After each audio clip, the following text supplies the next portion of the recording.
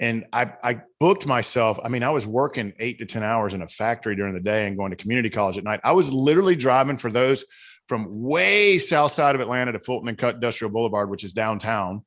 So that's literally at about an hour to an hour and a half drive every day. And I was making $6 an hour driving from there, going to community college at night and rinsing and repeating. So I didn't even give myself time to hang out with anybody. All I did was exercise, eat, study, and work. That's all I did for 2 or 3 years until I got accepted back at Georgia. And so for me, it was fear. It was a little bit of the FU backpack, if you want me to be honest. Like I had so many people tell me I was a piece of garbage and I couldn't do it and wouldn't do it. And you'll never amount to anything. And I was like, I had a little bit of FU in that FU backpack, fear and his mentorship, but none of that was really healthy. His mentorship was healthy, but the FU, I can do this, and the fear, not so healthy. And so, but it made me successful, gentlemen. It made me successful in business. So I was just going to say, if it weren't for all of that, you probably wouldn't be who we are today. Welcome to the Small Business Safari, where I help guide you to avoid those traps, pitfalls, and dangers that lurk when navigating the wild world of small business ownership. I'll share those gold nuggets of information and invite guests to help accelerate your ascent up that mountaintop of success. It's a jungle out there, and I want to help you traverse through the levels of owning your own business that can get you bogged down and distract you from achieving your own personal and professional goals. So strap in, adventure team, and let's take a ride through the safari and get you to the mountaintop.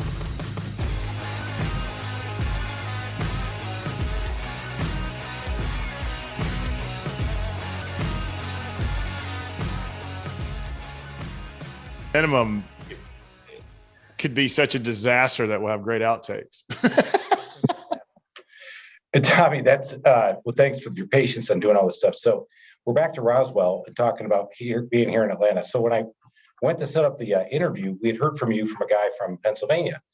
And he said, yeah, you got to look up this guy, Tommy Breedlove, and man, you're going to love him. He's going to be great on your podcast. You guys are a lot of fun and you guys will hit it off. I'm like, awesome. So I hit it up and your assistant said, I said, hey, I see that Tommy's in Atlanta. So are we. We're at Norcross.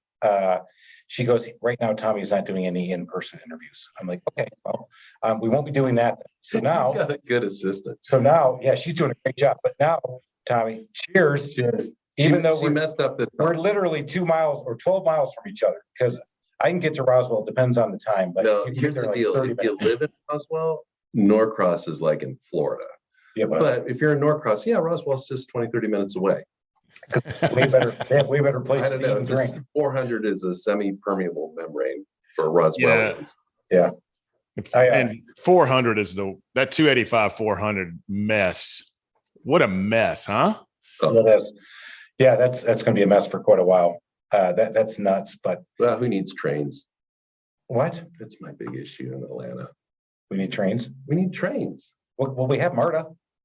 Yeah, I got to drive an hour to get to MARTA.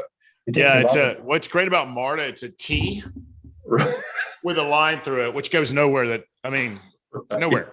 And it just dead ends. You're like, I'm done. Okay, now what? Get in your car. I lived downtown Atlanta for 18 years, downtown, and I was a mile walk from MARTA. So you can't.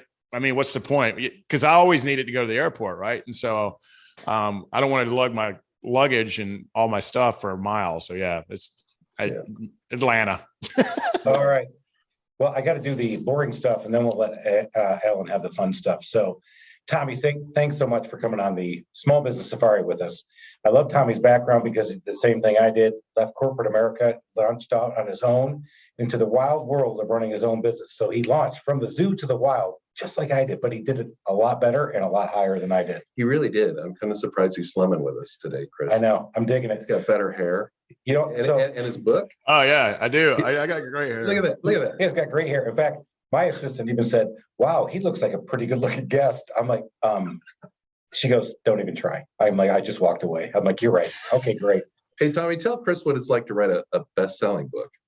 Yeah, because I wrote a book, but it's not exactly legendary like yours. It feels pretty good. If I'm not going to lie, it feels pretty good. Because I was hoping that someone outside of my mom and dad would read it. And I don't even know if they've read it, but I don't know, man. My mom and dad haven't read it, and neither has my wife. So there, I got that going for me. How am I doing? So from now on, that's it, Alan. I'm never bringing people who are better than me on the podcast to help the Safari podcast. I'm only going to bring people who are less Our than. potential list just shrank by a lot. I know. Wow. When it hit Wall Street Journal, I was sitting on a boat and didn't even know it, but I found out that night. It was a really cool feeling because I was on vacation with some buddies. And then we got an email saying, "Hey, your book hit Wall Street Journal bestseller." I was like, "Yay!" So 3 years of just nightmare, it paid off in one day. But hey, here's the truth about bestsellers: it's like having a one-hit wonder. The key is keeping it going and keeping people interested in reading your work. So all you got to do is hit the list once, and you count. So. Someday, Alan. Someday, I could be a contender. I could have been a contender. A long time on that boat, Chris. You know what? I'm gonna go out on a boat. I'm going out on a boat. That's it. Lake Lanier, here I come. Give me a rowboat. Maybe that'll help. I'll tell you what, too. This tells you the sign of the times. So it hit number 2 for that week, but number 1 was either a for or anti-Trump book. And number 3 was either one was for, one was anti, but number 1 was either a for anti, and number 3 was a for anti. So all we got to do is write a for anti-politician book, and we'll hit bestseller. I think I just found my next one, but of course I'm not equipped to do that one either. So, man, we're launching into this stuff. This is awesome, Tom. I know you've got a great story. You've told it a ton of times. And I don't want to do that. Hey, tell us what happened to you and your rags to riches story or how you came from there. But I got to ask, and you're going to have to do it quick because I got to jump into so much other stuff. You're just killing it, brother. So why don't you tell the audience a little bit about your background and how you got to this point? Yeah. So I, real quick, grew up in good, humble beginnings, south side of Atlanta. For anyone who's been to Atlanta International Hartsfield Airport, I grew up right there, right near there. Good blue collar part of the world. Not many people in my neighborhood or from my area ever went or attended college, but it was a good, solid, hardworking factory mechanic, military part of the world. So that was cool. Unfortunately, real quickly, and I'll do this fast, I grew up in and around a lot of violence and abuse. And at 18 years old, I was had scholarships to quite a few universities and thought my life was going to be different than the people in the neighborhood and my parents. And unfortunately, I became what I hated, became that violence and abuse, started doing the wrong things with the wrong people at the wrong times. And at 18 years old, had a full ride to Georgia, ride to Miami, all these other places, and committed a violent crime, hurt someone very bad, and was facing 7 years in prison. Not exactly what I had planned on at 18 years old. And so luckily, because it was my first adult offense, use the word adult there, it was dropped to misdemeanors, but it was heavy misdemeanors. So I was sentenced to 2 years and spent my 19th birthday, not at a university, but in a jail cell.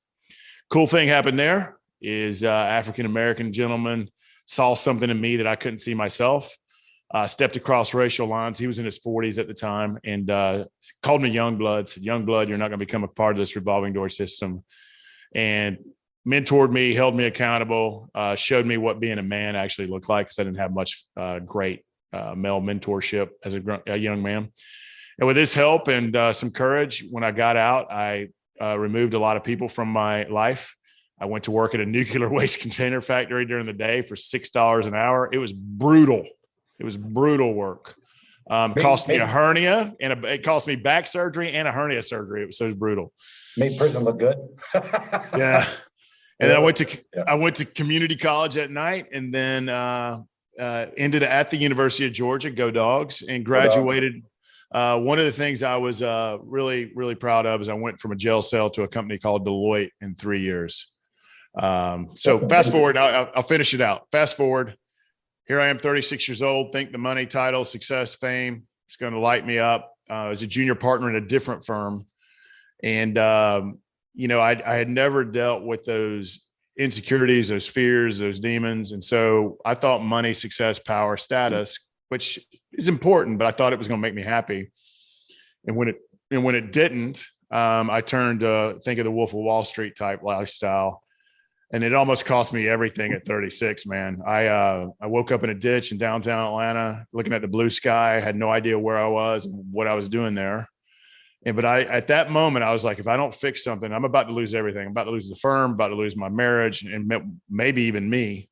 And so I decided to transform my life, to lean in and to get emotionally strong, mentally strong, self-confident, not arrogant, but self-confident. And started making me my full-time job. And here's where the book and what I'm doing now came in, is my network. In 3 years from when I started working on myself, and I'm talking about my emotional game, my mental game, my spiritual game, and like getting real power, real self-respect, real self-love, real self-confidence. Let me tell you what happened tangibly. In 3 years, I went from junior partner to senior partner to international practice leader to elected to the board of directors at 39. Most of my fellow board members were in their 60s. My income doubled, my network 10x'd. My marriage went from life support at best to pretty strong. But here's the intangible things that happened is I went from being arrogant and insecure to quiet and peaceful. I was okay with just being me. I took off all the masks, you know, the tough guy, important guy, cool guy, life of the party guy, blah, blah, blah. And I just was comfortable being in my own skin. And that's when, this is the crazy, this is how the book came about and what I'm doing now, the Legendary Life Movement came about. That's when all of these entrepreneurs, corporate executives, bankers, VC people, private equity banks, you know, my network all reached out and like, hey man, I don't know what you did, but you changed something. Because I literally went from working 90 hours a week down to like 45, but it was better time. I was happier, more peaceful, was more quiet, and a hell of a lot more successful. And they were like, how did you do it? And then I just started walking with people, having a beer. We're having a beer right now for those of you who can't see us. Hallelujah. We'll plug Gate City. I'd grab a beer with folks. They need to sponsor this. They're right down the road. I'll go ask them. Come on, baby. Let's go. They need to sponsor this. But that's when all these people started reaching out and saying, hey, brother, you need to write a book. Hey, help me have a better marriage. Help me not to give up my ambition and drive, but to be a better leader, a better woman, a better man, a better husband, a better father. Live with integrity and don't constantly chase that ghost that I still chase and we all chase of more and when. When I have more of this and when I get there, I'll be happy. And I just started, you know, for free coaching my network and walking with my network and literally holding space for them and giving them the gift of going second and letting them know they're not alone, because we like to hide our fears or insecurities. We like to hide that we don't know everything, that we don't have it figured out, that we are lost and need help. We hide it, man. And I let them know they're not alone because I was there. And through that came about the Legendary Life book, the Legendary Life movement, and, you know, masterminds, retreats, experiences, and what I do today. So that's my story, brothers. That's unbelievable. I got a quick question. Go. It's not a quick question. I know it's not. You've had 2 major life crises. And the first one, you had a mentor. I'd love to hear more about him, where he came from. But the second time, you had to have somebody help you turn around there too. Was it the same person, different mentor? Different mentor and a more of a tribe the second time. And I'll go separately. The first gentleman was named Tony. And I was 18 and he was in his 40s.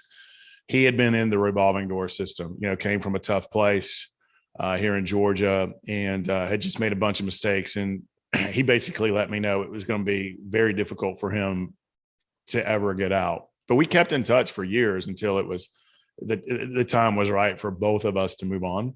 But he talked about an angel appearing in my life. And no matter what anyone would say about him or his past, he certainly made a difference in this guy's life, which then helped others. So that he was an angel to me, and I still see him as an angel. And I hope he's well and happy wherever he is. The second time, let me tell you, when I woke up in that ditch, I literally was just thankful I was alive. And I'm like, man, why am I living like a madman with, you know, I'm breaking my own core values and integrity, and I'm chasing all this money and all this power and all this status, but it's not making me happy.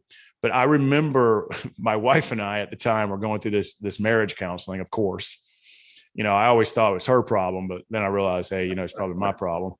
But I remember because I had all this anger and rage and built up, like I couldn't feel, I wouldn't open up, I would never talk. And finally, this marriage counselor said, Tommy, there's a place in Tennessee that can do more for you in 7 days. And I don't know what your story is, but more for you in 7 days than I can do in 10 years. And when I woke up, I remembered that. And I called him and I said, I got to go there, and I got to go there now. I don't care if I've got to quit the firm, get rid of my equity. My wife's going to leave me, whatever that might be. I want to do that. And I went there, and my second mentor appeared there in that 7 days, a guy named Kerry Gaho, who looked me in the eye one time and he goes, are you ready to start living your life and stop living that story you're telling yourself? And it was like, wow. But so it was a combination of me, a combination of that marriage therapist, and a combination of, I met my second mentor in life at that 7-day event up in Tennessee. So that's the answer to the question.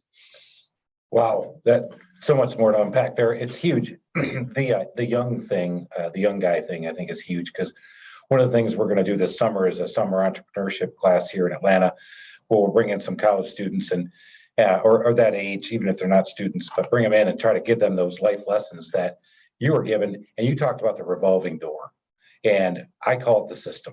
I don't care if you get a parking ticket. I don't care if you got it, but the minute you go into that court, you're in the system, and your sole purpose right there in my mind is to get out. It's so hard to break from those chains. So true, though. brother. And you So saw true. it. You saw it because you're going to get sucked in. You call it the revolving door, but you're in the system and you got to break out. How did you find that fortitude to say, man, I hear what you're saying, Tony, and I'm going to do it? Because it would have been a lot easier just to go with the flow, get in with a group, and then keep slugging. The honest answer was fear. I know I didn't want to go back to become what my family was. And not that, I mean, they did the best they could. So I've got a lot of love and compassion and empathy there. I knew I didn't want to go back to those people who, and once you go into a place like that, especially as an 18-year-old kid in South Atlanta, you come in thinking you're a lion and leave knowing that you are a sheep and you are a boy among men. And so I knew I didn't want to be there. And I knew I didn't want to be back in that neighborhood. So I think fear and grit and his advice and wisdom. And I booked myself. I mean, I was working 8 to 10 hours in a factory during the day and going to community college at night. I was literally driving for those from way south side of Atlanta to Fulton and Cut Industrial Boulevard, which is downtown. So that's literally at about an hour to an hour and a half drive every day. And I was making $6 an hour driving from there, going to community college at night and rinsing and repeating. So I didn't even give myself time to hang out with anybody. All I did was exercise, eat, study, and work. That's all I did for 2 or 3 years until I got accepted back at Georgia. And so for me, it was fear. It was a little bit of the FU backpack, if you want me to be honest. Like I had so many people tell me I was a piece of garbage and I couldn't do it and wouldn't do it. And you'll never amount to anything. And I was like, I had a little bit of FU in that, FU backpack, fear and his mentorship, but none of that was really healthy. His mentorship was healthy, but the FU, I can do this, and the fear, not so healthy. And so, but it made me successful, gentlemen. It made me successful in business. So I was just going to say, if it weren't for all of that, you probably wouldn't be who you are today. For sure.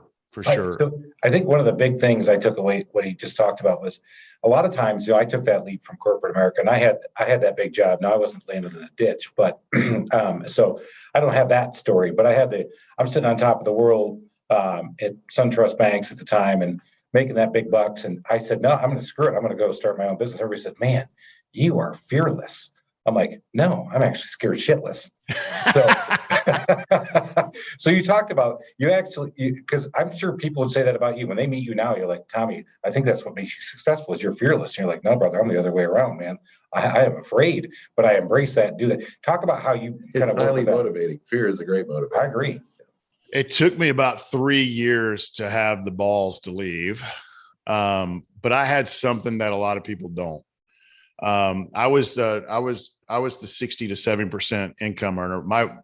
Here's one thing that I had that a lot of people don't is I have a high earning wife who I met in accounting school, who's a CPA, who was a chief financial officer of a large company. So I had that going for me, but I also had her unconditional support because I was a senior partner and board member of a big firm in the Southeast.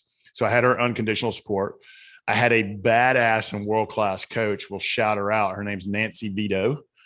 Helping me through this transition because I knew no matter how much they paid me, I didn't want to be there anymore. And so I needed help on transition, help on confidence, I also had a community, my tight knit community around me telling me, you've got this, because in my head, it was scary leaving my network, leaving my firm, leaving my book of business, leaving all I've known for 18, 19 years And I had these visions, and let me just be clear, of living under a bridge. I'm like, fuck, what if I can't do this? Or fuck, what if they figure out I don't really know what I'm doing? So bad, man. And remember, my wife had a job so bad that I sell her car. I don't sell my car. I sell her car. I cut off our cable. So now we have no TV. Like, I went and lived like a pauper, like even more simple than I lived when I came from nothing. And she's finally like, hey, Tommy, I know you've left your job and are a little concerned about going out on your own, but I still have a job. Can you turn the cable back on and not sell my car? So to tell you, I wasn't scared, but I also it's interesting. Your network said you're fearless. My close network said I was an idiot, because I had made it to the top. I was at the board. I was a high earner with unlimited potential in the future and 30 plus years left in the work. I'm 48 now, but that was over 10 years ago. But they were telling me, you're an idiot. You're going to be the highest. They're dangling that carrot. I mean, you worked your whole life for this. You've overcome blah, blah, blah. And I was like, but I would die with regrets. And this is, for me, this is soulless, not for everybody, but for me. And I just didn't want to do it anymore. So was I eat up in fear? Yes. Did I have an unbelievable community around me? Yes. Did it take a leap of faith and courage? Yes. And, you guys know the entrepreneurial journey. It's what did Elon Musk say? You want to know what entrepreneurship's like, go chew up a piece of glass and just keep chewing on it. That's entrepreneurship.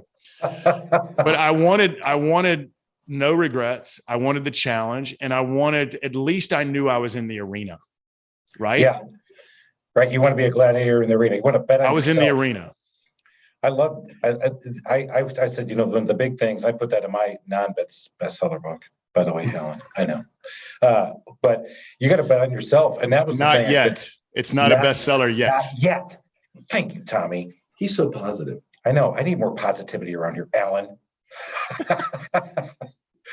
But I said, you love betting on yourself. And that's one of the things I learned, again, not having near the life lessons you've had, but at corporate America, because you rose up to the top and did it. But how many times would somebody else go into a promotional meeting for you, going to bat for you, and then come out and go, hey, not this time, Chris, but I think next year, buddy, you're going to get it.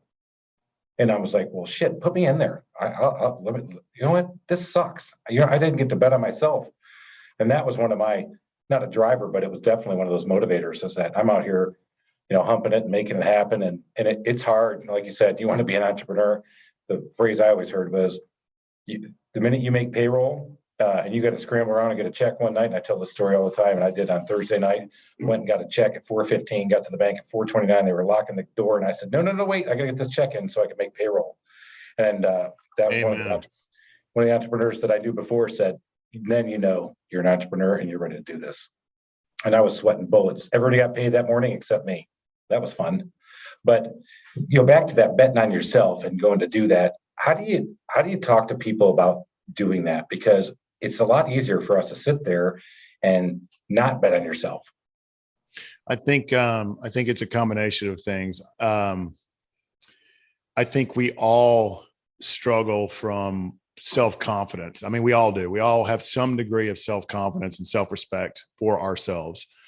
And the first thing they got to realize is they're not alone in their fears and insecurities, especially if you want to go be an entrepreneur. Go read the books of the people who you look up to. They were all scared as hell. It all took them forever. They all screwed up 200 times and damn near went bankrupt 1,000 times. You said it best. They all carry the profit burden and the employment burden. And by the way, we don't pay ourselves most of the time, but we just keep taking action and moving forward. So I think the first thing you got to do is know you're not alone. The second thing you got to do is take action to get stronger, what I call the inner game. You got to lead yourself first. You got to be emotionally and mentally stronger and do the reps every day. It's just like going to the gym. If we don't go to the gym, we're not going to be strong. Well, we're not taught to go to the emotional, mental, and spiritual gym to get self-confidence, to get self-respect, to gain an internal power, and to turn off all of that naysaying out there. So that's important.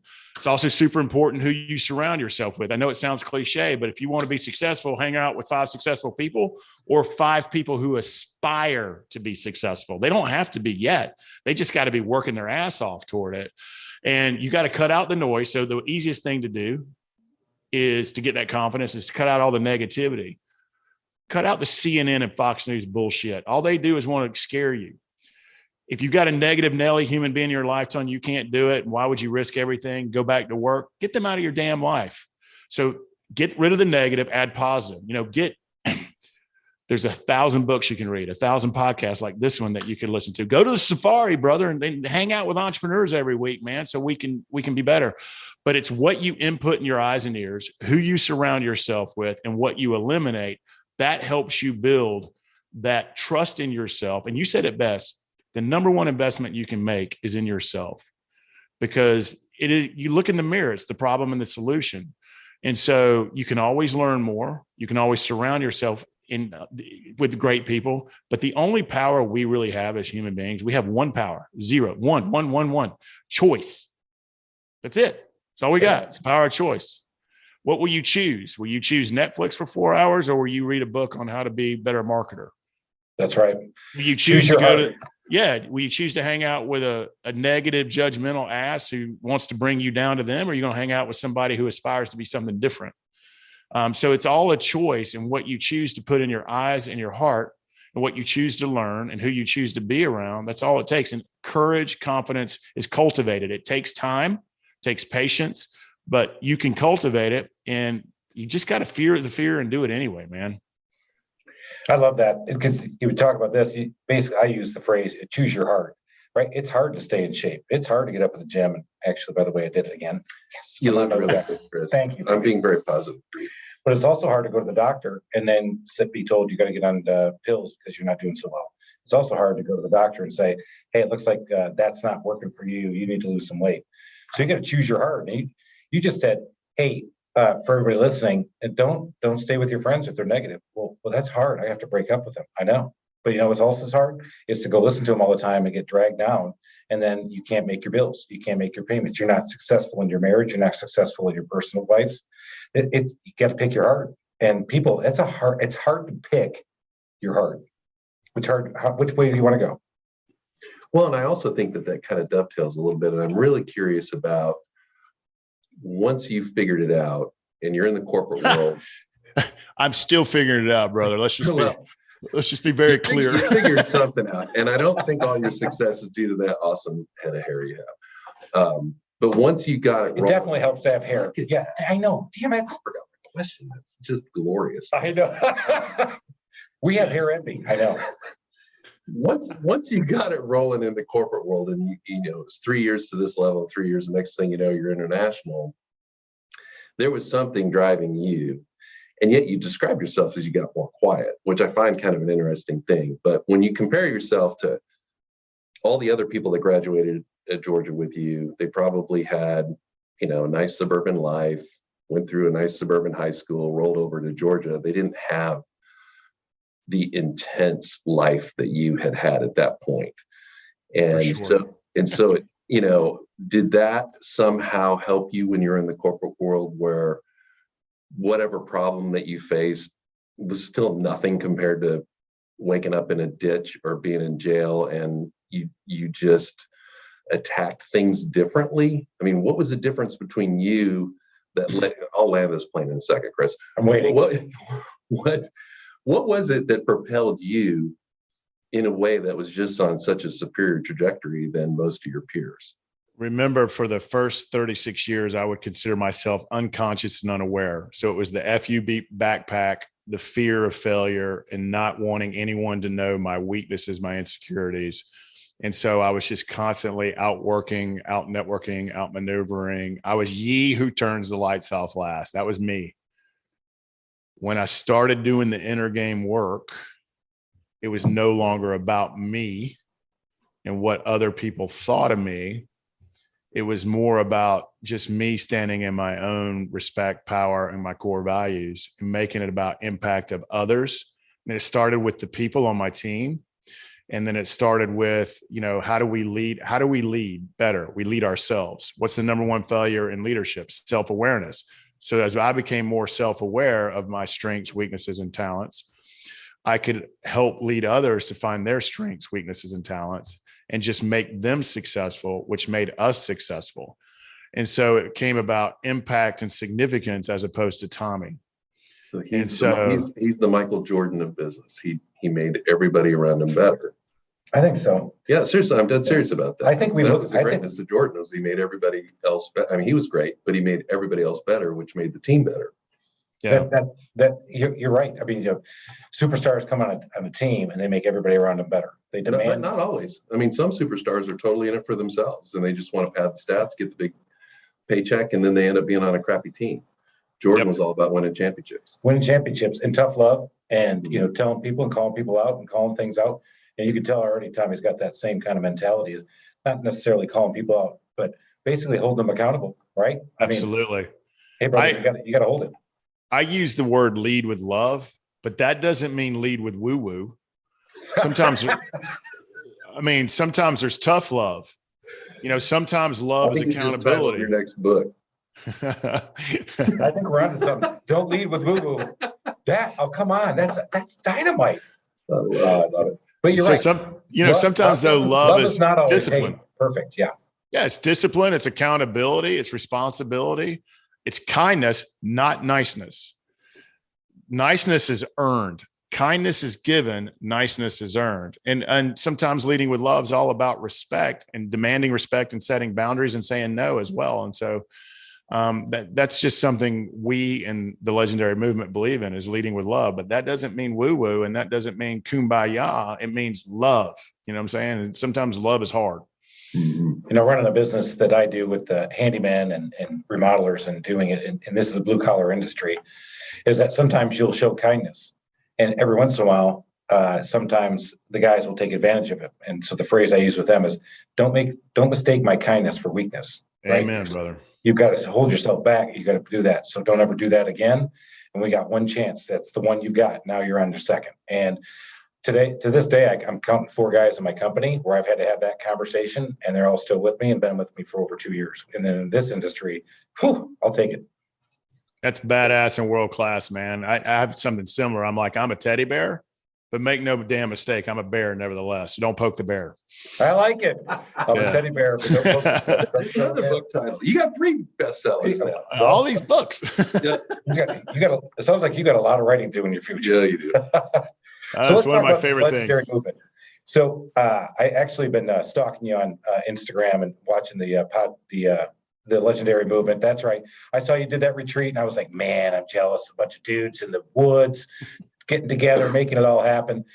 Talk a little bit about what you're doing now and how you're doing that with these guys, and let's talk to the audience a little bit about how that happens. Yeah, totally. So the Legendary Life movement, we're starting the women's movement this year. Super excited about that. Our first retreat is in July, so super excited about that. But we're changing the paradigm. Is especially most of the people who come through our movement are entrepreneurs and or executives. So they're ambitious and driven. We're ass kickers. So that's the easy part. And we crave success, we crave status, we crave respect. We want to make a difference, we want to make impact, and we want to build great companies. The problem with that is I want to reverse the paradigm, is because we say our family and friends are first, our business second, and we're third. That's not true. Our business is always first, especially for us ambitious driven type. I don't care who you are.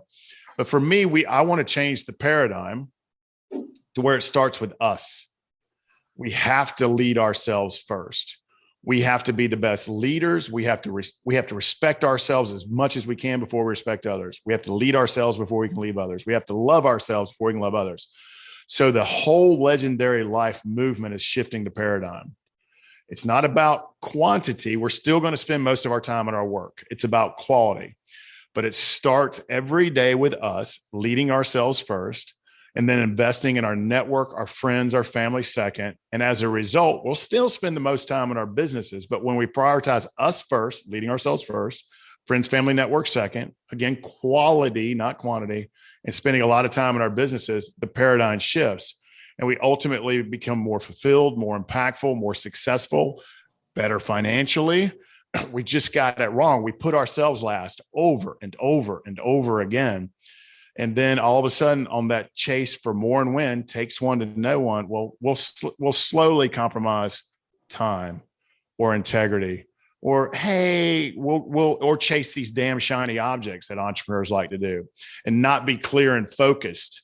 And so the whole Legendary Life movement is about connecting with other ambitious entrepreneur executive men and women who want to connect, who want to lead themselves, and who want to have real conversations, not emotionally vomiting, but authentic and vulnerable conversations to be better leaders, to be better employers, to be better fathers and mothers, to be better men and women, and have conversations and get wisdom from an independent community on how do we sharpen the pencil. And for me, in order to even join the mastermind, you have to go through the retreat. And that retreat is a 3-day, very intensive process about leading yourself. But at the end of it, we decide, hey, do you like our flavor? And do we like you? And hey, do you want to go forward with this community, with this movement, and stay connected so that we can have twice a month and twice a year, very real conversations so that we can be better. That's what Legendary Life's all about, man. Wow, badass. It is, right? Wow. There's so much. I'm tired just listening to it because I'm in there, man. Right? Business one, family second. I'm in there somewhere. I'm not actually. I don't even put myself in the top 3 right now, Alan. Which might be normal. I mean, that we put, regardless of what our priority list is, we're normally last. Yeah, absolutely. I think you've got to want it, right? You've shown it twice in your life. You wanted it. You wanted somebody to come in and mentor you. The second time it happened again. You call it the tribe, and not just one, but you got to want to have that change. What do you see, and what do people need to realize about themselves that they have to want to change? Yeah, I'm a firm believer in the term participate in your own rescue. You must participate in your own rescue. Go find the nearest mirror, and that is the problem and the solution. What is it you want in life? Is it more happiness, more love, more success, more money? You desire and want something. Are you waiting for the government to give to you, a friend to give to you? What are you waiting on? Go find a mirror, and that's your problem and your solution. The question is, what will you do different today than you did yesterday? Is it learning a new skill? Is it firing that friend? Is it listening to a great podcast? It's small steps lead to giant. It's raindrops turning into ocean. And so there's no difference than me and the other 2 men on this call. There's no difference between Chris and Alan and Tommy and you. The only difference is we get up, we take action, we mess up, we screw up, and we keep going, but we ask for help. And the key for everyone to know is, A, you're not alone. Whatever you want more of, you're not alone. There's millions of other people who want better or struggling with the same issue, more money, more success, want to go out on their own and start a business. And so what will you do different than yesterday? What will you choose to do in your life? Will you participate on your own rescue? Will you look in the mirror, or are you just going to do the same thing you did yesterday and hope that some politician or some magic pill is going to save your ass because they're not going to do it? And so that's just the reality of it. Is we are in the best country in the world, regardless of what the freaking news tells you. We still have a capitalistic meritocracy society for now. So go out there and read a great book of somebody you look up to. Look at their pain. Look at how human they are. Look how many times they messed up, and look how they got up and kept going again.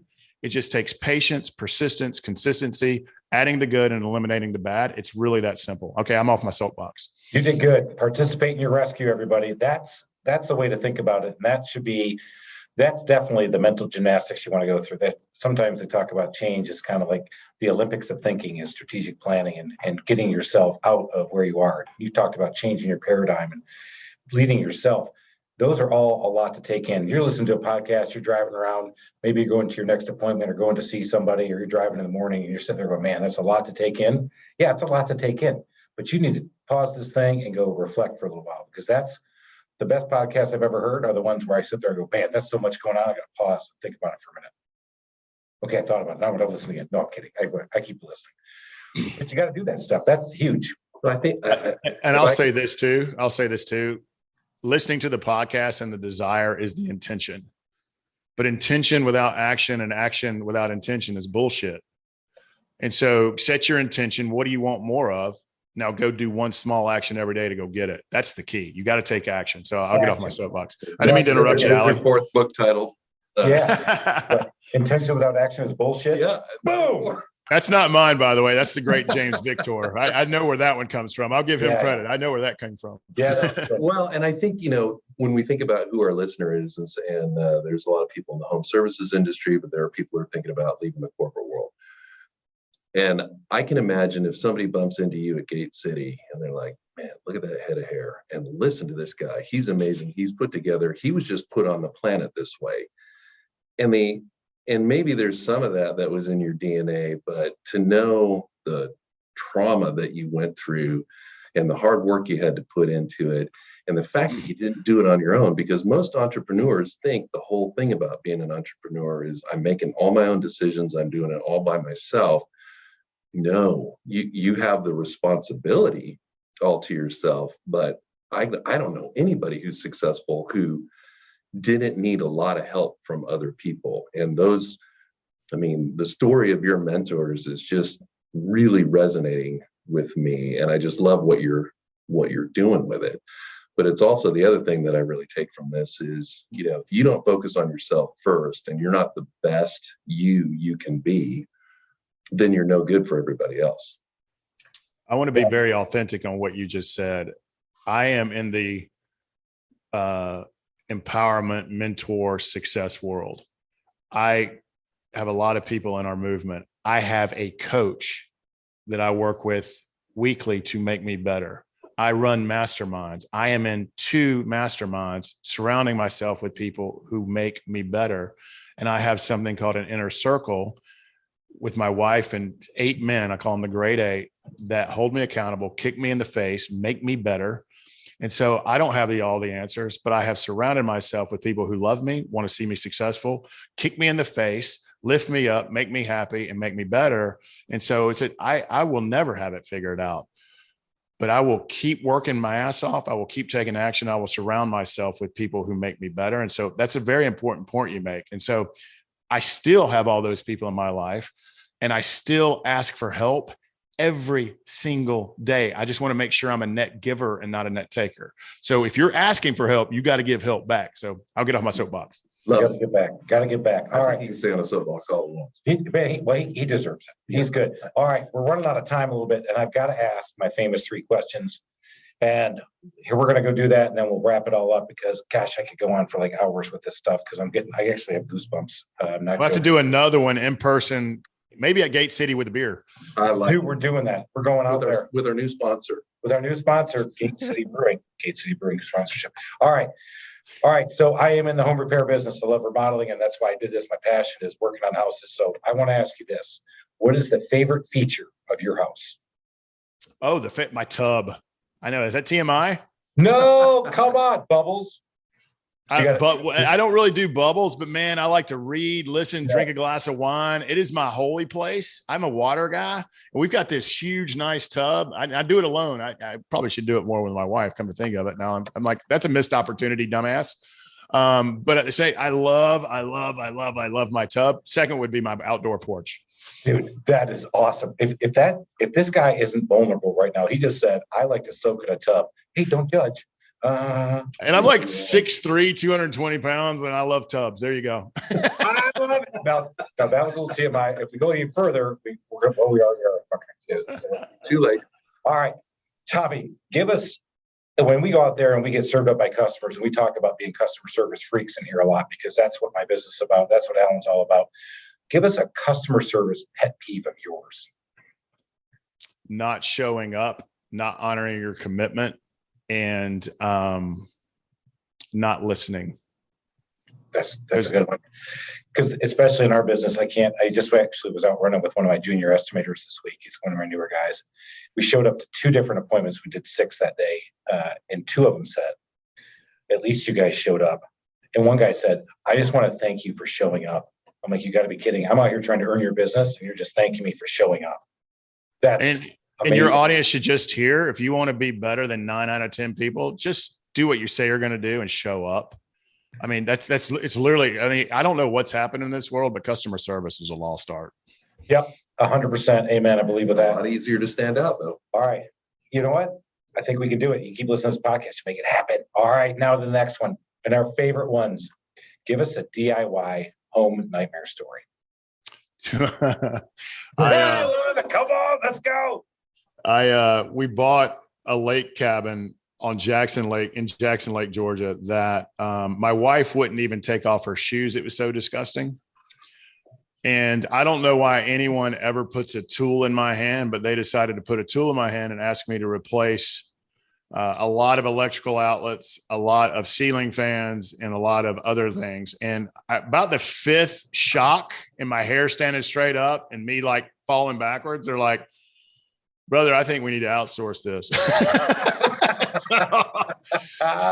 And my other, yeah. So I work really hard at trying to be better with tools, but I need to stay in my zone of brilliance and outsource that to the experts. You know what? That's what I said. One of my best customers came up to me and said, Chris, I'm so glad you're back out here. He said, all I have in my toolbox is a credit card and a hammer. He goes, I screw things up and you guys come out here and fix it. So you got to say, you're like, dude, that's awesome. Tommy, before we let you go, how can everybody find out a little bit more about the Legendary Movement? How can they get a hold of you and read your book and everything else? Yeah, absolutely. So the book is everywhere. If you're not a reader, first of all, why not? Because those who don't read are no better than those who can't. However, I will read it to you via Audible. So if my Southern accent doesn't bother you, I will read it to you. But it's available electronic, all your bookstores, airports, hardback, softback. Go out and check it out. It's fun. It's simple. It's fast. And it's actionable, by the way. It's not theory, man. There's small tools in there, the stuff we talked about to be better in these areas of your life. If you want to check me out, TommyBreedlove.com. All that we do is there. And we are all over social media, and we don't put any political or division nonsense out there. We put success tips, life tips, relationship tips, mindset tips. We put goodness out and light out into the world, man. So check us out, social media, Tommy Breedlove or TommyBreedlove.com. It'll tell you all about the retreats, all about the experiences, all about coaching and masterminds. Love you. I hope you, hey, if you don't come to me, if I'm not your flavor, who cares? Find somebody. There's a lot of somebodies out there. Amen. Amen. I love it. All right, You're the Safari, man, Tommy. the Small Business Safari. All right, adventure team, go out there, make it a great day, and we'll talk to you again next week. Thank you for listening to this episode of the Small Business Safari. Don't forget to go out and rate, review, and follow me. And if you like this episode, go out and check out my other episodes, or check out my Instagram, Facebook, or LinkedIn for other great content. And remember, your positive attitude will help you achieve your higher altitude in the wild world of small business ownership. Until next time, make it a great day, adventure team.